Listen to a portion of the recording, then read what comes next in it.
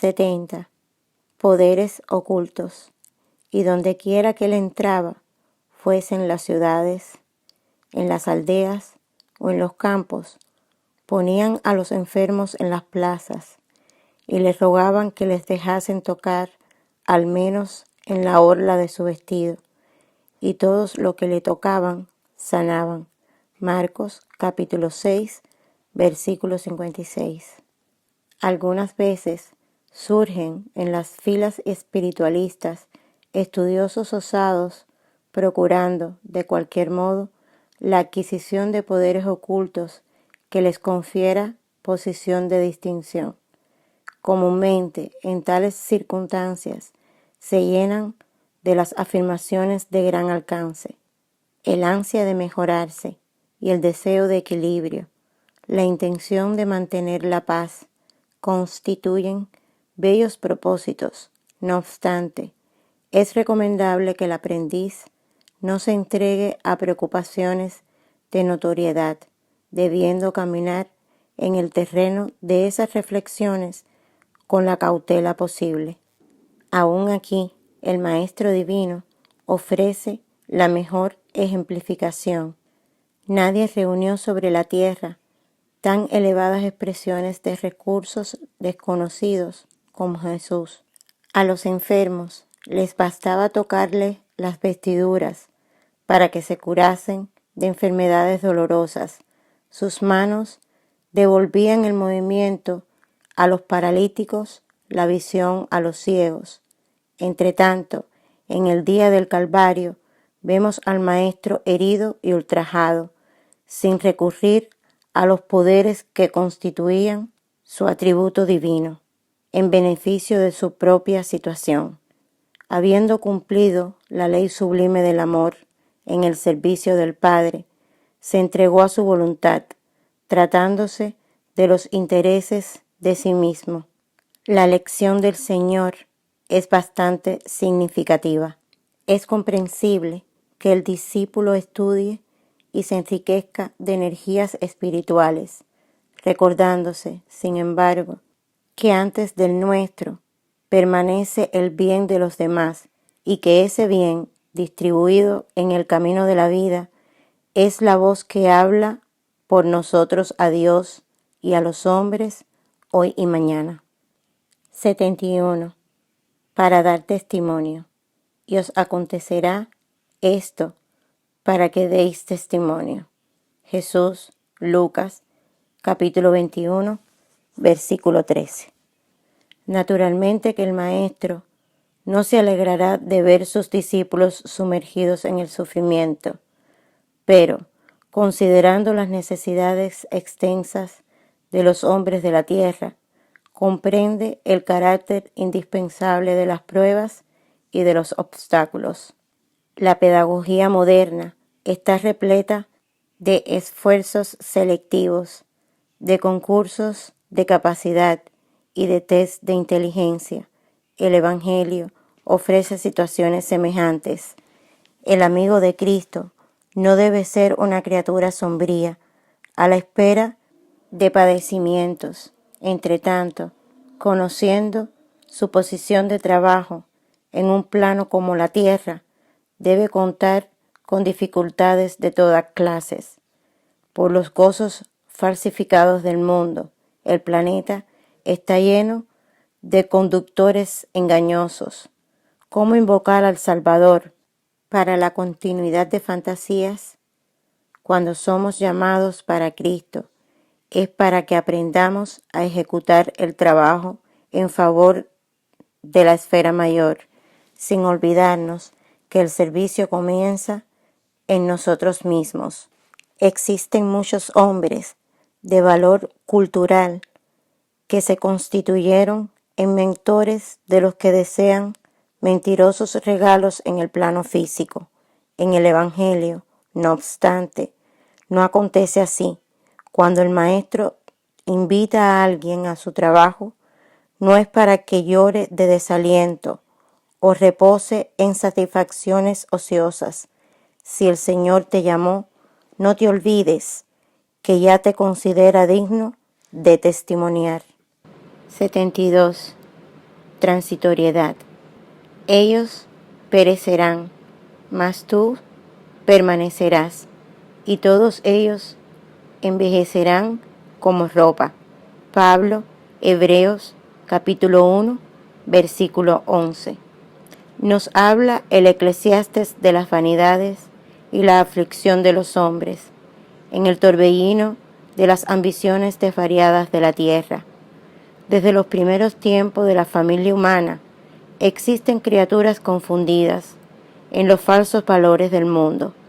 Mientras tanto, bastaría meditar algunos minutos en la transitoriedad de todo lo que palpita en el campo de las formas para comprender la soberanía del espíritu. Consultar la pompa de los museos y la ruina de las civilizaciones muertas.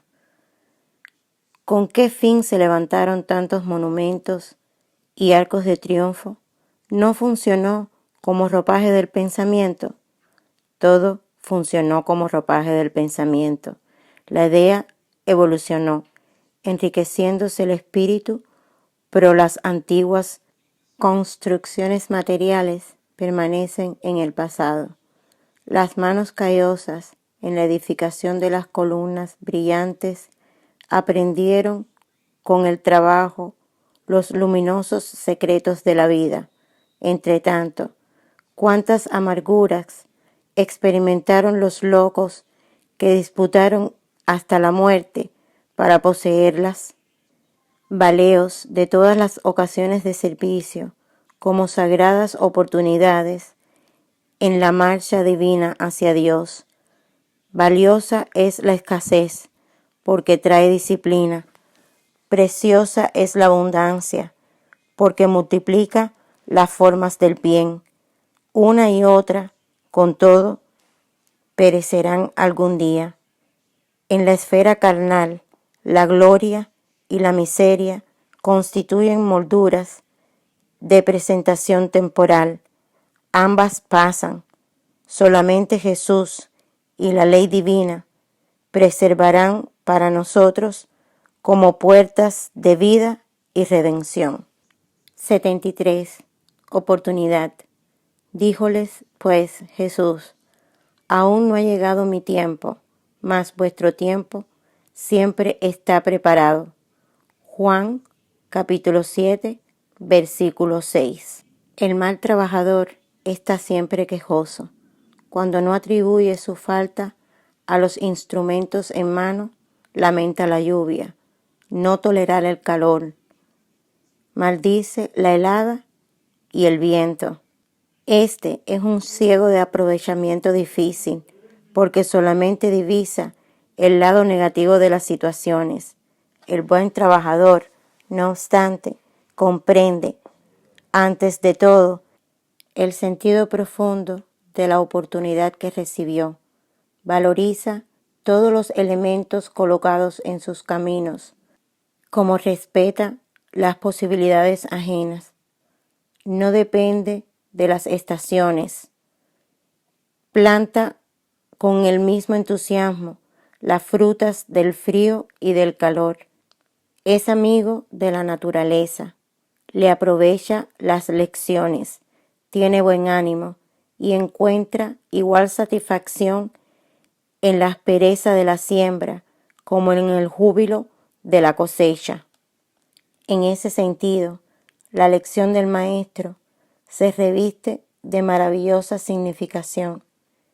En el torbellino de las incomprensiones del mundo, no debemos aguardar el reino de Cristo como realización inmediata, mas la oportunidad de los hombres es permanente para la colaboración perfecta en el Evangelio a fin de edificarlo. Los ciegos de espíritu continuarán quejosos. Entre tanto, los que despertaron para Jesús saben que su época de trabajo redentor está preparada. No pasó, ni tampoco está por venir. Hoy es el día. Esta es la oportunidad bendita de servir en nombre del Señor, aquí y ahora. 74. Manos limpias. Y Dios, por las manos de Pablo, hacía maravillas extraordinarias. Hechos, capítulo 19, versículo 11. El Evangelio no nos dice que Pablo de Tarso hacía maravillas, sino que Dios operaba maravillas extraordinarias por intermedio de las manos de Él. El Padre hará siempre lo mismo, utilizando a todos los hijos que le presenten manos limpias. Muchos espíritus, más convencionalistas que propiamente religiosos, encontraron en esa noticia de los hechos una información sobre determinados privilegios que habían sido concedidos al apóstol. Antes de todo, sin embargo, es preciso saber que semejante concesión no es exclusiva. La mayoría de los creyentes prefieren ver al Pablo santificado, sin apreciar el trabajador militante. ¿Cuánto costó al apóstol la limpieza de las manos? Raros indagan lo relativo a esto. Recordemos que el amigo de los gentiles fuera rabino famoso en Jerusalén. Se movilizará entre elevados cargos públicos, de tentar a situaciones dominantes. No obstante, para el Todopoderoso le utilizase las manos, sufrió todas las humillaciones y se dispuso a todos los sacrificios por el bien de los semejantes. Enseñó el Evangelio bajo burlas y azotes, aflicciones y pedradas, a pesar de escribir luminosas epístolas. Jamás abandonó el telar humilde hasta la vejez del cuerpo. Considera las particularidades del asunto y observa que Dios es siempre el mismo Padre, que la misericordia divina no se modificó, pero que pide manos limpias para los servicios edificantes junto a la humanidad. Tal exigencia es lógica y necesaria, pues el trabajo del Altísimo debe resplandecer sobre los caminos humanos. 75. En la casa del César. Todos los santos os saludan, pero principalmente los que son de la casa de César. Pablo, Filipenses, capítulo 4, versículo 22. Es muy común que oigamos observaciones inconvenientes en determinados hermanos de creencia relativas a los compañeros llamados a tareas más difíciles entre las posibilidades del dinero o del poder. La piedad falsa está siempre dispuesta a criticar al amigo que, aceptando laborioso cargo público, va a encontrar en él mucha más perturbación que notas de armonía. En el análisis desvirtuado, todo lo analizan maliciosamente. Si el hermano es compelido a participar de grandes representaciones sociales, se acostumbra a estigmarlo como traidor a Cristo. Es necesario emplear mucha vigilancia a esos juicios. En los tiempos apostólicos, los cristianos de vida pura eran llamados santos. Pablo de Tarso, humillado y perseguido en Roma, tuvo ocasión de conocer a numerosos almas en esas condiciones. Y lo que es de admirar más, convivió con diversos discípulos de semejante posición, relacionados con la residencia imperial del César. De ellos recibió atenciones y favores, asistencia y cariño. Escribiendo a los filipenses, hace mención especial de esos amigos de Cristo.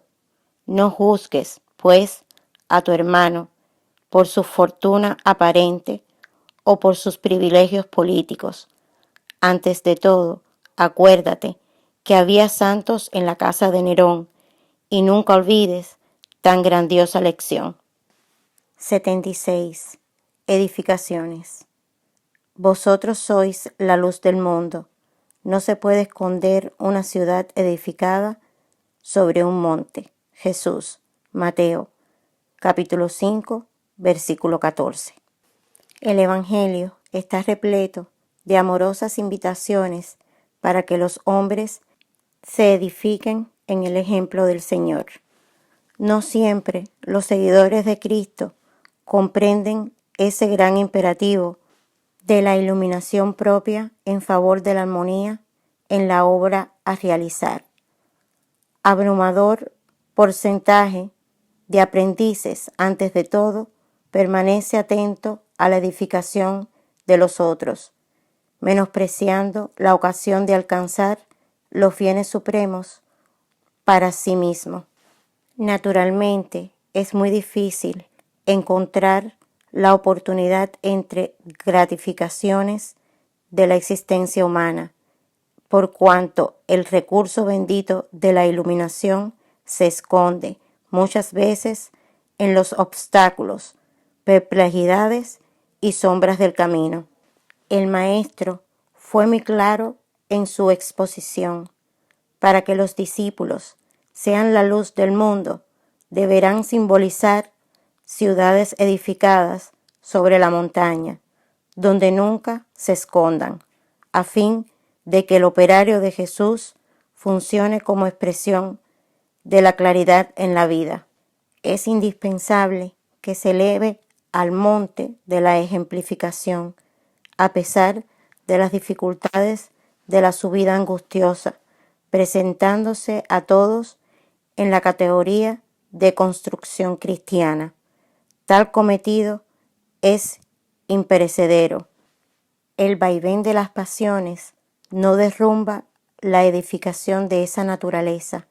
Las pedradas la dejan intacta, y si alguien le hace daño, sus fragmentos continúan llevando su luz por todas partes, porque fue así que los primeros mártires del cristianismo sembraron la fe. 77. Conviene reflexionar. Mas todo hombre sea pronto para oír, tardío para hablar y tardío para enojarse.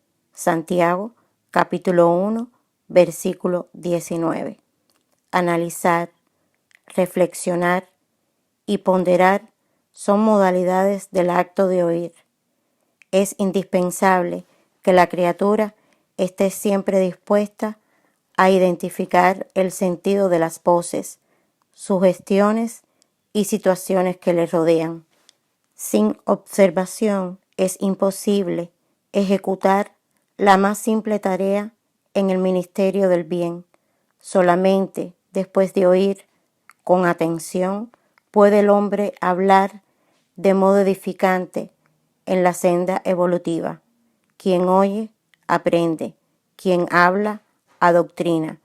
Uno guarda y otro esparce. Solo aquel que guarda en la buena experiencia esparce con éxito. El consejo del apóstol es, por tanto, de un valor imperecedero, y forzoso es convenir que, si el hombre debe ser pronto en las observaciones y comedido en las palabras, debe ser tardío en encolerizarse. Cierto, el camino humano ofrece diariamente variados motivos a la acción enérgica. Entre tanto, siempre que sea posible, es útil aplazar la expresión colérica para el día siguiente, por cuanto a veces surge la ocasión de examen más sensato y la razón de la ira desaparece. Tengamos en mente que todo hombre nace para ejecutar una función definida. Oyendo siempre, puede estar seguro de que alcanzará serenamente los fines a que se destina, pero hablando, es posible que abandone el esfuerzo a la mitad y, encolerizándose, probablemente no realizará cosa alguna. 78. Verdades y fantasías. Mas, porque os digo la verdad, no me creéis. Jesús, Juan, capítulo 8, versículo 45. El mundo siempre distingue ruidosamente a los expositores de fantasías. Es común observar casi en todas partes la victoria de los hombres con labia, que prometen milagros y maravillas. Estos merecen de las criaturas gran crédito. Basta encubrir la enfermedad, la debilidad, la ignorancia o el defecto de los hombres para que reciban acatamiento.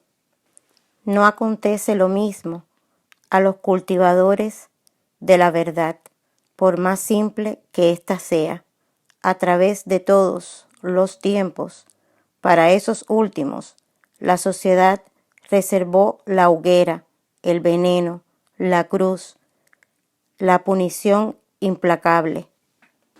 Intentando huir de la angustiosa situación espiritual que es propia, inventó la buenaventura, imponiendo con todo a los adivinadores el disfraz dorado de las realidades negras y duras. El charlatán más hábil en la fabricación de mentiras brillantes será el señor de la clientela más numerosa y brillante. En el intercambio con la esfera invisible, urge que los nuevos discípulos se percaten contra los peligros de esa índole, la técnica del elogio, la disposición de parecer mejor, la tentación de caminar al frente de los demás y la presunción de convertir conciencias ajenas. Son grandes fantasías. Es necesario no creer en eso. Más razonable es comprender que el servicio de la iluminación es difícil, comenzando por el esfuerzo de regeneración de nosotros mismos. No siempre los amigos de la verdad son aceptados. Generalmente son considerados fanáticos o mistificadores. Mas, a pesar de todo, para nuestra felicidad, se hace necesario atender a la verdad mientras es tiempo. 79. A cada uno. Levántate derecho sobre tus pies. Pablo, Hechos, capítulo 14, versículo 10. De modo general, cuando encarnamos en el mundo físico, apenas divisamos a los inválidos del cuerpo, a los que perdieron el equilibrio corporal y a los que se arrastran penosamente en el suelo, soportando escabrosos defectos. No poseemos suficiente visión para identificar los enfermos del espíritu, los cojos del pensamiento, los aniquilados del corazón. Donde existiese solamente ciegos, acabaría la criatura perdiendo el interés y el recuerdo del aparato visual. Por la misma razón, en la corteza de la tierra, donde la abrumadora mayoría de personas se constituyen de almas paralíticas, en lo que se refiere a la virtud, raros hombres conocen la desarmonía de salud espiritual que les corresponde, y también son raros los que son conscientes de sus necesidades indiscutibles. Infiérese, pues, que la misión del Evangelio es mucho más bella y más extensa de lo que podamos imaginar. Jesús continúa derramando bendiciones todos los días, y los prodigios ocultos, operados en el silencio de su amor infinito, son mayores que los verificados en Jerusalén y en Galilea, por cuanto los ciegos y leprosos curados, según las narraciones apostólicas, volvieron más tarde a enfermar y morir. La cura de nuestros espíritus enfermos y paralíticos es más importante por cuanto se efectúa con vistas a la eternidad. Es indispensable que no nos perdamos en conclusiones ilusorias. Agucemos los oídos, guardando la palabra del apóstol a los gentiles. Es imprescindible que nos levantemos individualmente sobre nuestros propios pies, pues hay mucha gente esperando las alas de ángel que no les pertenecen.